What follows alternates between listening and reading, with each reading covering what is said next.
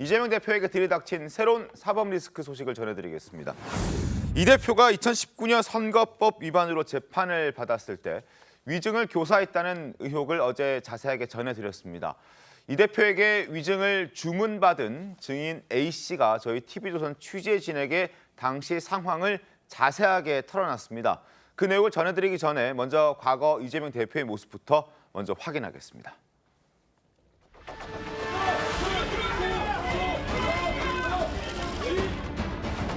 갑자기 PD가 검사를 사칭하면서 전화했기 때문에 제가 검사 사칭을 도와준 것 아니냐는 의심을 받았고 결국은 그것 때문에 유죄 판결을 받긴 했습니다만은 재판 과정에서 공판 조서 또 통화 기록 이런 게 나오면서 제가 시켜서 한 게 아니라는 게 드러난 거죠. 그럼에도 불구하고 약간의 오해들도 제가 도움을 준 것으로 판결돼서 나는 억울하다. 이렇게 말한 것인데 제가 그 과정에서 허위 사실을 얘기한 건 없다고 생각합니다. 다 국회에서 비롯된 것이고 법정에서 잘 설명하면 해소될 수 있을 거라고 생각합니다. 당시 핵심 증인이었던 A씨는 저희 TV조선에 증인 출석을 앞두고 이 대표 측 변호인이 신문 내용을 정리해 찾아왔고 답변을 함께 준비했다고 털어놨습니다. 어떤 내용들이 있었는지 하나하나씩 보겠습니다. 2002년도의 일이기 때문에 2019년도에 그 기억을 더듬는다는 것이 너무 어려웠고 그래서 기억이 잘 안 난다라고 A씨가 당시 이재명 시장의 변호사에게 얘기를 합니다. 그런데 당시 변호인은 내용대로 답하면 된다. 자기들이 준비해왔던 그 답변의 내용대로 답하면 전혀 문제가 없을 것이다. 당시 상황이 A씨가 기억이 난 것, 안 난 것 그건 중요하지 않다. 우리가 준비한 대로 답하면 된다라고 얘기를 한 겁니다. 다음 장 보시죠. 그래서 A씨가 그럼 얘라고 답하면 되느냐라고 했더니 그렇게 하면 된다라고 얘기를 합니다. 하나 더 보겠습니다. 그리고 이재명 지사와 당시 수차례 통화를 했는데 여기에 대해서는 어떻게 얘기를 하면 될 거냐라고 얘기를 했더니 수차례 통화했다 하더라도 법정에서는 수차례라고 얘기하지 말고 한 번만 통화했다라고 말하는 게 좋겠다라고 이야기를 한 겁니다. 장혜찬 최고위원님, 만약에 이게 맞다면 이건 위증교사라고 볼 수 있는 대목 아닐까요? 어떻습니까? 뭐 충분히 위증교사가 다시 적용될 수도 있는 것이고 그리고 만약에 A씨의 위증 혐의가 입증된다면 이 이재명 대표가 경기도지사 선거에서 허위사실 유포했다는 재판 받다가 결국 대법원에서 무죄 판결 받았잖아요. 네. 무죄 취지 파기환송이 나왔는데 그 역시 재심이 청구될 가능성도 없지 않죠. 그러니까 시간은 상당히 걸릴 겁니다. 일단 A씨의 위증 혐의를 입증하고 재심 청구해서 그게 재심이 받아들여지는지 여부 등등 이게 법적 판결이 나올 때까지는 시간이 상당히 걸릴 텐데요. 네. 정치적으로 중요한 것은 이재명 대표의 도덕성에 또 한 번 이 균열이 갔다. 본인이 적극적으로 이 A씨와 수차례 통화하면서 본인에게 유리한 방향으로 위증을 해달라고 주문한 것이 사실이라면 네. 지금 A씨는 TV조선과의 이 취재 과정에서 이재명 대표가 그때 많이 전화를 왔는데 네. 수차례 통화했는데 이재명 대표 측에서는 변호인은 한 번만 통화했다고 말하라라고 그건 역시도 거짓말하라는 주문을 받았다는 거잖아요. 그러니까 거짓말이라는 이미지가 이재명 대표에게 계속해서 더 씌워지고 있는 게 정치인 이재명이나 민주당 입장에서는 총선을 앞두고 계속 큰 악재가 될 수밖에 없습니다. 가뜩이나 이재명 대표하면 우리 국민들이 제일 먼저 떠오르는 게 박근혜 전 대통령 존경한다고 했더니 진짜 존경하는 줄 알더라. 이런 말도 안 되는 앞뒤 다른 말 바꾸기 논란인데요. 고 김문기 전 처장 사건도 지금 재판받는 중이지만 네. 이런 거짓말 이미지가 강해지면 이 총선에서 이재명의 민주당이 무슨 공약을 내놔도 나중에 뭐 공약했더니 진짜 지키는 줄 알더라. 뭐 이런 식으로 막 계속 이 민주당의 어떤 신뢰성 자체가 이재명 대표와 함께 깎일 수 있는 것이거든요. 그러니까 이게 법적으로 처벌받기는 저는 상당히 많은 시간이 소요되지만 총선 앞두고 또 하나의 정치적 악재가 터졌다고 보고 있습니다. 네. 이제 두 가지를 봐야 될 것 같아요. 좀 전에 이제 정치적인 문제를 잘 지적해 주셨는데 법적으로 조금 설명을 드리면 첫 번째는 이 A씨가 통상적으로 형사재판에서 보면 검찰 측이 입증 책임을 지기 때문에 A씨는 검찰이 아마 신청한 증인일 가능성이 높아요. 네. 대부분 변호인 측에서 신청하는 경우는 잘 없습니다. 변호인이 굳이 뭐 입증 책임은 다 검사가 지는데 내가 왜 증인 신청 이렇게 가기 때문에 그럼 검찰 측 증인일 가능성이 굉장히 높고 그런 것 같아요. 그러면 검찰 측이 신청한 증인하고 그다음에 피고인의 변호인이 접촉하는 경우는 실제적으로 굉장히 드뭅니다. 사실 해서는 안 되는 경우예요. 이 경우는 변호인이 이를 신청 신청한 증인이라면 뭐 사전에 이런 증언 관련해서 좀 얘기를 나눌 수는 있겠죠. 근데 일단 이런 접촉, 전화 자체도 잘못된 거고, 그다음 두 번째는 이 A 씨가 내용이 잘 나오지만 본인이 잘 기억을 못한다고 얘기를 하고 있어요. 그래서 변호인들이, 형사 변호인들이 항상 증인 신문할 때 주의를 주는 게 내가 기억을 못하는 거하고 그다음에 yes or no, 맞다 아니다, 이 세 가지를 분명하게 구분하지 않으면 법적으로 크게 문제가 된다.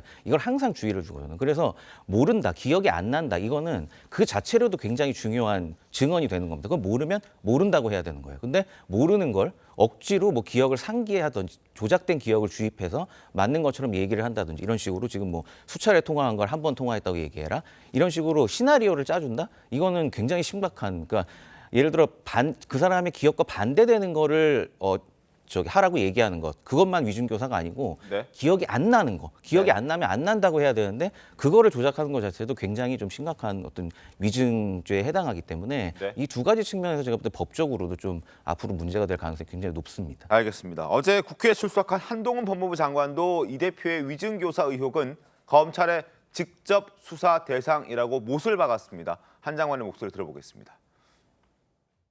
검수완박법에 대해서 이렇게 민주당이 집착하는 이유는 결국은 이재명 당대표에 대한 비리 덮기라고 생각을 합니다. 이재명 지사가 위중교사 의혹이 있는 거예요. 이게 그 예전에 확정된 그 무죄가 확정된 그 선거법 위반 사건에서 검사 사칭 관련해서 위중교사를 했던 의혹이 있고 검찰이 녹음 파일을 확보했다. 지금 시행령으로는 이 위증이 검찰의 직접 수사 대상인 거죠. 저희가 개정한 시행령상 그렇습니다. 두 가지 관점이 다 있는데요. 위증 자체가 시행령상으로도 새로 게시할 수 있고, 그리고 관련 사건으로도 수사할 수 있을 것 같다는 생각은 합니다. 네. 도대체 그 깡패 마약, 무고, 지금 위증, 이것을 하지 말아야 될 공익적 이유에 대해서 제가 어디에서도 설명을 들어본 적이 없습니다. 자, 그러나 이재명 대표는 위증교사 의혹에 대해서 또 다른 신작 소설의 시작이라고 반박을 했습니다. 그리고 어제 영장실질심사에서 지금 모습을 드러낸 A 씨의 모습도 함께 보여드리겠습니다. 증인 출석 당시에 이재명 대표에게 어떻게 증언해달라 요청 받으신 거 있나요? 백현동 부지 용도상향 관련 35억 수수 맞습니까? 위증 대가로 통신 장비 그 백현동 사건 관련해서 위증 교사 네, 계단 조심하시고. 또 다른 신작 소설을 시작하는 모양인데 그래도 기초적인 사실은 좀 확인하고 가시는 게 좋겠습니다. 자, 신작 소설이라고 평가절하했습니다. 어떻게 좀 들으셨습니까, 최병우 위원? 글쎄요. 어차피 이 위증교사 부분에 관해서 이재명 대표 측은 원래부터 사실은 그건 진실을 증언해달라고 했다, 이렇게 설명을 해왔거든요. 그렇습니다. 만약에 이재명 대표 측에서 설명한 대로라면 지금 검찰이 이 A 씨를 위증 혐의로, 그다음에 백현동과 관련해서 그 김인섭 씨가 70억을 받았는데 그중에 절반을 이 A 씨가 받았다, 또는 경기도에 그 이 위증을 한 직후에 경기도에 따른 납품을 알선하고 그 업체로부터 7천만 원을 받았다, 뭐 이런 세 가지 혐의인데 네. 이런 것들이 이제 이재명 대표 측의 주장대로라면 그게 소설이 될 수밖에 없는 거죠. 그러나 조금 전에 바로 TV조선에서 보도했던 대로 보면 정말 이재명 대표 측 변호인이 가서 이 A 씨하고 이렇게 저렇게 그 증언을 어떻게 해라, 뭐 이런 얘기를 했다고 한다면, 그게 맞다면 네. 그러면 그건 소설이 될 수가 없고 다큐멘터리가 될 수밖에 없는 겁니다. 네. 그런데 일단 하여튼 영장이 기각이 됐어요. 맞습니다. 기각이 됐는데 그 기각 사유가 뭐 압수수색이 돼 있어서 이미 뭐 증거를 상당히 확보한 점, 그다음에 뭐 혐의에 뭐 다툼의 여지가 있다는 점, 방어권 보장, 뭐 이런 얘기를 하고 있거든요, 판사가. 근데 그게 어떤 혐의를 가지고 이렇게 기각 사유로 지적을 했는지는 지금 우리가 알 수는 없잖아요. 그렇긴 하지만 적어도 영장이 기각됐다는 차원에서 보면 네. 아마 다툼의 여지는 좀 있는 것 아닌가, 이렇게 봅니다. 그러니까 양쪽 얘기에 뭐 일리는 다 있는 네. 것이 아닌가. 그렇게 됐든 어떻게 됐든 소설은 아닌 것 같고, 네. 여하튼 다툼의 여지가 있으니까 앞으로 검찰이 이 A 씨에 대한 보강 수사를 통해서 아마 영장을 재청구하지 않을까, 이렇게 생각이 듭니다. 네, 기각된 부분과 관련해서는 주거 부정이 없다. 네, 특정한 도주의 우려가 없다. 네, 도주 우려가 없다라는 것과 그다음 증거 말씀하신 대로 증거가 확보돼 있고 다툼의 여지가 있다라는 부분인데 어제 좀 이 사건과 관련해서 저는 어떤 느낌을 받았었냐면 굉장히 좀 검찰이 앞서가는구나. 생각보다. 앞서간다. 왜 그러냐면 A 씨라는 사람, 저는 뭐 이름은 알고 있지만 A 씨라는 분은 실제 백현동 사업과 관련해가지고 주요 인물은 아닙니다. 그런데 어제 영장 청구와 관련해가지고 굉장히 주요 인물인 것처럼, 그리고 그리고 위증 교사와 관련한 녹음 파일이 이미 확보가 돼 있다. 아니 그러면 객관적인 녹음 파일 아니겠습니까? 네. 내용 자체가 있다고 한다면 그걸 어찌 보면 뭐 공개까지는 아닌데 어제 아마 그 영장 실질 심사 자체에서는 아마 제시가 됐을 거라고 생각합니다. 근데도 판사가 봤을 때는 이게 명확하게 위증 교사를 했다. 너 이렇게 얘기를 해줘라는 목소리가 들어 있었다. 녹취록의 내용이 그렇게 했다라고 한다면 저는 발부가 됐을 수도 있다고 봐요. 그게 너무나 명확해서 발부가 안 됐을 수도 있습니까? 어떻습니까? 그건 아닙니까? 그건 아닐 것 같아요. 제가 볼 때 보통 위증이나 무고 같은 경우에는 법원에서 되게 엄중하게 다루거든요. 그렇다고 한다면 구속을 하는 경우가 굉장히 많습니다. 그렇다고 한다면 그냥 사실대로 얘기해 달라라고 얘기한 것인데 그것을 뭐 약간 오해가 있을 수도 있게끔 얘기가 된 것은 아닌가라는 생각이 좀 들고요. 그리고 이제 아까 그 TV조선 보도와 관련해 가지고는 이게 또 달라져요. 이것은 또 이재명이 얘기한 게 아니라 이재명 측 변호인이 자기한테 이렇게 얘기를 한 것 같다. 라는 것이거든요. 그렇기 때문에 저거에 대한 팩트는 그 이재명 측 당시 변호인에게 한번 확인을 해보면 되지 않을까 싶고요. 또 이 부분은 어제 검찰 보도에는 없었던 내용이에요. 그렇기 때문에 이 위증교사 관련한 수사 앞으로 아직 기소가 안 돼 있기 때문에 추가 수사를 할 때 이 부분 조사가 되어야 한다고 봅니다. 알겠습니다. 김진진 변호사님 어제 기각 사유에 대해서 어떻게 평가하십니까? 네, 그 좀 전에 말씀해 주셨듯이 뭐 명확한 이제 증거가 있는 상황에서 뭐 있으니까 기각됐다 뭐 이렇게 이제 말씀을 해주셨는데 제가 볼 때는 오히려 그런 것보다는 그 사안의 이제 구속영장을 검토하는 사유에 있어서는 여러 가지 이제 검토 요소들이 있습니다. 그러면 단순히 증거가 명백하기 때문에 그러면 굳이 명백한 상황에서 이렇게 할 필요가 없네. 그것보다 뭐 이 사람이 지금까지 도주 우려가 있는지 아까 얘기 나왔지만 도주 우려가 있는지 그다음에 사안이 얼마나 중대한지 그다음에 추가적으로 이 사안이 얼마나 소명이 됐으며 그다음에 수사는 어떻게 진행될 거지 이런 것을 전부 고려하기 때문에 단순히 뭐 명백한 증거가 있다 없다 그거 하나만 가지고 구속영장이 기각됐다 보기는 어렵고 제가 볼 때는 검찰에서 그렇게 생각을 하는 것 같아요. 이게 위증교사뿐만 아니라 네. 지금 이 사건에 있어서 내용이 좀 나오고 있죠. 결국에는 이 백현동이나 기존에 이제 이재명 대표에 대한 어떤 기존 수사를 이제 계속해서 진행하는 데 있어서 A 씨도 굉장히 좀 키가 되는 인물이다 그렇게 생각하는 것 같아요. 그 구속영장 내용 보면 실제로 이 사업이 진행되면서 관련 뭐 이재명 지사나 여러 사람들이 여기에 이제 연루가 돼 있어서 상당 부분 공모한 흔적이 있다. 이런 뭐 위증교사뿐만 아니라 다른 이제 혐의점들을 분명하게 적시를 하고 있거든요. 그래서 검찰 입장에서는 단순히 이제 이 사람을 위증교사 혐의로 구속 신병을 확보한다기보다 앞으로 있을 수사나 추가적으로 있을 수사에 대해서도 좀 더 이제 세밀하게 더 접근하기 위해서 신병을 확보하려 아닌가 저는 이제 좀 그렇게 생각이 되고 아마 법원 입장에서는 근데 이제 그런 검찰의 그런 의도와는 좀 다르게 법원 입장에서는 조금 이제 위증죄 그 자체로만 좀 보는 경향이 좀 높은 것 같아서 아마 그런 부분은 검찰이 조금 추가 수사를 통해서 좀 더 면밀하게 위증죄에 대해서 밝히고 뭐 또 신병을 확보를 하든지 해야 될 부분이라고 생각합니다. 알겠습니다. 자, 이재명 대표 어제 비명계를 달리기 위한 당직 개편도 단행을 했습니다. 당직 개편 결과를 먼저 보여드리겠습니다. 자, 친명계 옅었다. 일단 지명직 최고위원 임성숙 전 최고위원에서 송갑석 의원으로 바뀌었습니다. 친명에서 비명으로 바뀌었습니다. 자, 그리고 정책위 의장 김성환 의원, 친명의 김성환 의원에서 정세균계로 분류되는 김민석 의원으로 바뀌었습니다. 김민석 의원 최근에 이재명 대표에게 옹호적인 발언을 좀 하긴 합니다만 일단 정세균계로 분류되는 김민석 의원이 정책위 의장을 맡았습니다. 하나 더 보시죠. 그리고 모두 7인의 소속이 맡고 있었던 전략기획위원장, 미래사무부총장, 정책위 수석 부의장이 문진석 의원에서 한병도 의원, 그리고 김남국 의원에서 박상혁 의원, 김병욱 의원에서 김성주 의원으로 교체가 됐습니다. 그러나 사무총장과 사무부총장은 바뀌지 않았습니다. 일단 조정식 사무총장 그대로 유임됐고 이해식 조직사무부총장도 유임이 됐습니다. 그래서 눈 가리고 아웅이라는 평가가 나오고 있습니다. 신문 보겠습니다. 당직 개편을 단행하긴 했는데 그래서 친명의 색깔이 좀 옅어지긴 했는데 비명계에서는 눈 가리고 아웅이다 얘기가 나오고 있습니다.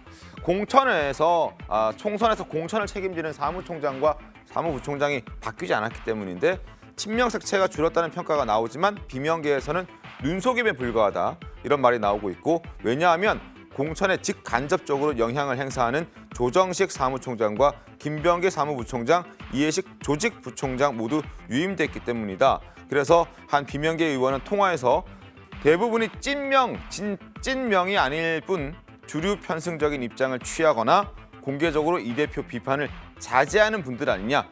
말로만 탕평이지 바뀐 게 없다. 이렇게 얘기하고 있습니다. 당 지도부의 얘기도 한번 들어보겠습니다. 통합, 탕평, 안정을 강조하셨고 인사에 대해서는 이 세 가지 가장 중요하다 이렇게 말씀하셨습니다. 당에서 여러 의원님들 중에는 이번 당직 개편을 해서 좀 분위기를 좀 바꿔야 된다는 목소리가 있었고 그것을 당대표가 수용한 것으로 보면 될 것 같습니다. 시간 끌기용, 호도용 또는 눈가림용 뭐 그런 정도, 회피용 그 정도일 뿐이다. 지금까지 이재명 대표의 방탄정당 역할에 거의 전위부대 역할을 했던 분들이 지금 곳곳에 포진해 있지 않습니까? 이재명 대표가 자신의 그 거취를 빨리 정리를 해야 된다고 생각합니다. 자, 사무총장과 조직부총장 안 바뀌었습니다. 인적 쇄신에 눈 가리고 아웅이다. 이런 얘기들이 나오는 이유가 바로 거기에 있습니다. 장혜찬 최고위원님, 충도 이게 뭐 제대로 걷어냈다고 볼 수는 없지 않겠습니까? 어떻게 평가하십니까? 기본적으로 남의 당 이야기를 제가 평가하기 좀 어려운 부분이 있긴 합니다만 네. 최근에 이 이재명 대표가 단행한 당직 교체를 보고 뭐 쇄신이나 혁신 의지를 느낀다는 국민들은 좀 적지 않을까요? 그러니까 결국에는 이 7인회나 측근들 조금 물려내고 친문 중에서도 이재명 대표에게 우호적인 사람들, 네. 그렇게 뭐 반대 목소리를 높이지 않았던 분들을 이 적절히 당직에 기용하는 물타기를 한 건데요. 이게 국민에게 충격을 주려면 뭐 조응천 의원이나 박용진 의원 이런 분들이 끼어 있으면 아 뭔가 개혁하려나 보다, 혁신하려나 보다라고 이 충격파가 좀 갈 수 있지만 죄송한 말이지만 지금 한병도 의원이나 박상혁 의원, 김성주 의원 밖에 나가면 누군지 아는 국민들도 별로 없고요. 뭔가 무색무취라는 단어와 참 잘 어울리는 분들이기 때문에 이게 대체 어떤 의미가 있는 거지라는 게 좀 고개를 갸웃거리게 하는 측면이 있습니다. 그나마 제가 민주당의 인선이지만 그래도 좀 긍정적으로 평가해주고 싶은 건 만시지탄이라도 김의겸 대변인 드디어 물러났다. 이제 뭐 동물원을 탈출한 얼룩말이 되겠다고 하셨는데 네. 그 탈출한 얼룩말은 빨리 또 동물원에 가야 되긴 합니다만 네. 어쨌거나 그건 만시지탄이지만 우리 국민들에게 스트레스를 좀 덜 주는 인선이라는 점에서 김의겸 대변인이나 이모경 대변인이 물러난 건 참 잘한 선택인 것 같아요. 하지만 그 외의 인선이 탕평의 의미는 있습니다만 국민적 충격파를 줄 정도는 아니지 않나. 그냥 이럴 거면 이 친명들로 공천 어차피 할 거면서 네. 그 체제로 총선 치르는 게 맞지 않나 싶고요. 제가 이 이야기 할 때마다 양가적 감정 때문에 평론하기가 좀 힘듭니다. 우리 이 국민의 입장에서 대한민국 정치 발전을 위해서는 빨리 이재명 대표 내려놓고 김부겸 전 총리나 정세균, 이낙연 이런 총리 출신의 중도적인 분들이 비대위원장이 돼서 민주당 이끄는 게 훨씬 더 낫거든요. 근데 총선 승리를 바라는 국민의힘 지도부 입장에서는 이렇게 적당히 물타기만 하시고 이재명 대표가 반드시 이번 총선을 지휘하시는 게 저희의 승률이 조금이라도 높아지는 길이기 때문에 제가 이 양가적 입장 사이에서 상당히 곤란하다는 말씀을 좀 드립니다. 진심은 어디에 더 가깝습니까? 후자죠. 네. 네, 저는 개편 내용을 보고 그래도 상당히 참 이재명 대표가 많이 생각을 하셨다. 그리고 의견을 충분히 수용했다라고 봅니다. 그러니까 장혜찬 최고위원 말처럼 뭐 밖에서 봤을 때는 잘 모르실 수도 있어요. 그러니까 뭐 송갑석 의원이라든지 솔직히 뭐 김민석 의원은 굉장히 유명하신 분이니까 뭐 그럴 수 있는데 뭐 박상혁 의원이라든지. 근데 저는 이 당 내에서 보면 어찌 보면 지금 친문 계열, 한병도 의원 다 청와대에서 근무를 하셨던 박상현 의원 전부 다 청와대에서 근무를 하셨던 분이고 김성주 의원은 전북 출신으로서 정세균 계라고 평가가 되고 계세요. 저는 네. 그런 면에서라면 충분히 어떠한 가장 문제가 뭐였냐면 최고회의를 하는데 월수금 최고회의를 하는데 똑같은 목소리만 나온다. 이래서야 되겠느냐. 다른 목소리도 나와야 되는 거 아니냐. 이런 말들이 많았거든요. 저는 새로 들어가신 분들이 아마 이런 부분에 대해서 얘기를 할 것이고 사무총장과 관련해서는 지금 공천 때문에 아마 이런 불만이 많으신 것 같아요. 그런데 공천은 솔직히 그렇게 중요한 저는 문제는 아니라고 봅니다. 물론 국회의원 본인들한테는 굉장히 중요한 문제인데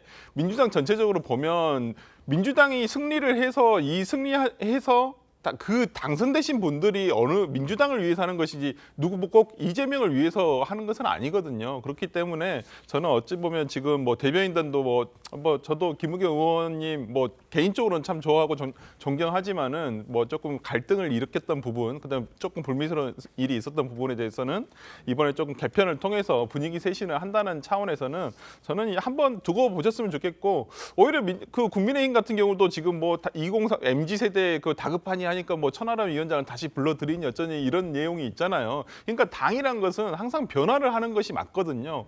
그런 면에서 보면 좀 경직됐다기보다는 오히려 민주당이 좀 유연하게 이번에 당직 개편을 통해서 분위기 쇄신을 하는 모습을 한번 국민들께서 한번 더 지켜봐 주셨으면 좋겠습니다. 근데 지금 민주당이 어려움에 처한 근본적인 원인은 이재명 대표죠. 네. 그런데 주변만 지금 정리를 했어요. 그러면 이재명 대표가 본인이 셀프 유임을 했잖아요. 네. 그런 상황에서는 민주당 위기의 본질은 전혀 바뀌지 않았어요. 그러면 이제 국민들 입장에서 보면, 자, 이재명 대표가 사실 지금 민주당이 예를 들어서 탕평을 안 했기 때문인가 아니면 통합을 안 했기 때문인가, 아무것도 아니에요. 이재명 대표가 사법 리스크에 처해 있기 때문에 민주당의 위기가 시작된 거니까 그걸 비껴가는 어떤 처방도 네. 사실은 국민들의 다수의 공감을 받기는 어렵다고 보는 거죠. 그러니까 아마 이렇게 함으로써 당분간 본인의 쏠리는 시선을 약간 분산을 할 수 있을지 모르겠으나 네. 근본적인 건 하나도 바뀐 게 없다. 그렇기 때문에 비명계에서 눈 가리고 아웅이다 이런 얘기를 하는 것이고, 자, 검찰이 어차피 이재명 대표에 대한 수사 계속 하고 있습니다. 네네. 하고 있는데 조만간에 아마 2차 체포동의안 가능성이 있어요. 그렇게 되면 또 그냥 이번에 당직 개편을 했는지 안 했는지 아마 유권자들로서는 까맣게 잊게 될 거요. 저는 그런 것들이 그래서 본질을 비껴간 지금 논란을 벌이고 있다고 저는 생각합니다. 알겠습니다. 자, 조직 개편을 일부 단행했고 대변인도 조금 계속 얘기가 나오고 있습니다만 김의겸 의원을 포함해서 기존의 대변인들도 상당히 많이 바뀌었습니다. 수석 대변인 안호영 의원에서 권칠승 의원으로 바뀌었고요. 대변인단도 김의겸, 이모경, 김현정, 황명선 빠졌고 강선우 대변인이 대변인으로 들어갔습니다. 박성준 의원, 한민수 대변인은 기존의 대변인단에 있었던 사람들이어서 유임이 됐다는 걸 말씀을 드리겠습니다. 자, 김의겸 대변인 논란이 참 많았죠. 거짓말 의혹으로 인해서 여러 논란들을 수차례 만들어 왔던 장본인입니다. 이런 입장을 내놨습니다. 내려놓으니 홀가분하게 그지없다. 윤 정부와의 싸움에 곱비 늦추지 않고 당당히 맞설 것이다. 그리고 얼마 전에 저희도 소개해드렸었는데 동물원을 탈출했던 얼룩말 세로를 얘기하면서 활보하겠다 이런 얘기를 했습니다. 동물원 나와서 거리를 활보했던, 그래서 위험천만했던 상황을 연출했던 세로를 떠올리며 다시 자기도 세로처럼 활보하겠다 이렇게 얘기를 하는데요. 김진인 변호사님 어떻게 좀 보셨습니까? 네, 좀 약간 생뚱맞은 비유라고 생각했는데 뭐 아마도 이제 세로가 이런 동물원 갇혀 있다 탈출을 해서 뭐 자유롭게 돌아다녀서 본인도 이제 그렇게 하시겠다 이런 의도로 말씀하신 것 같아요. 뭐 지금까지도 자유롭게 이상한 막말을 많이 해오셨는데 더 그렇게 하시겠다는 뜻인지 뭐 아마 그런 저는 이제 그렇게 해석하고 있는데, 네, 조금 안타까운 게 뭐 이 세로 같은 경우에도 얘기 많이 나왔지만 뭐 일찍이 이제 부모 이제 여의고 이제 좀 어려운 환경에 처해 있던 그런 동물인 걸로 알고 있고, 그 상황하고 그러니까 이쪽 이제 핍박받는 그런 이미지잖아요. 그런 얼룩말하고 본인을 비교했다, 이건 굉장히 좀 안 맞는 것 같고, 왜냐하면 좀 전에도 뭐 최고님 잘 말씀해 주셨지만 지금까지 얼마나 이제 당연히 이제 야당이면 뭐 저 얘기 맞습니다. 이게 여당에 대한 어떤 건전한 비판 이런 걸 해야 돼. 역할은 분명히 맞는데 지금까지 김의겸 대변인이 해온 내용들을 보면 뭐 처음 그 청남동 술자리를 비롯해서 네. 저번에 뭐 이유대사랑 면담했던 맞습니다. 사건, 조작 사건들.